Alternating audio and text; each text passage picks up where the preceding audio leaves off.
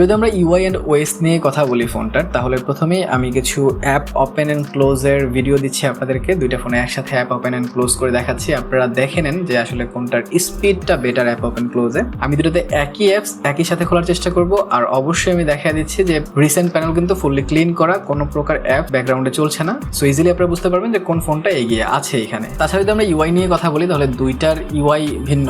রিয়েলমিতে Realme UI পাচ্ছেন আপনারা, and ইনফিনিক্সে আপনারা এক্সওএস পেয়ে যাচ্ছেন।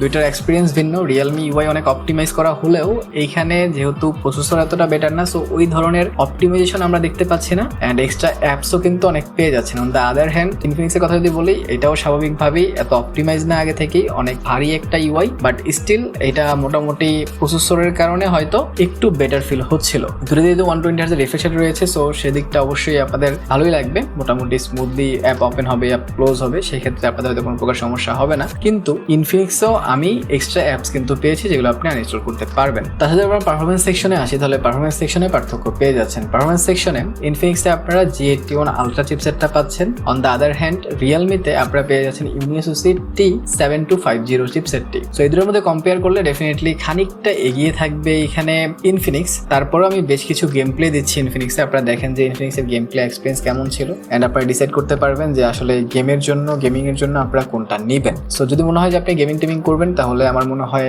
আপনাদের ইনফিনিক্সের দিকে যাওয়া উচিত। বাট যদি মনে হয় যে না, আমি ওভারঅল একটা ভালো ফোন চাই, পারফরমেন্সটা মোটামুটি হলেও চলবে, সেক্ষেত্রে আপনারা রিয়েলমির দিকেও যেতে পারেন। রিয়েলমি দিয়ে আমি গেমিং করেছি, সেই এক্সপিরিয়েন্সগুলো আমি শেয়ার করছি, গেমের কিছু গেম প্লেও শেয়ার করছি। আপনারা দেখেন এন্ড ডিসাইড করেন যে কোনটার গেম প্লে এক্সপিরিয়েন্স আপনার কাছে বেটার মনে হয়েছে।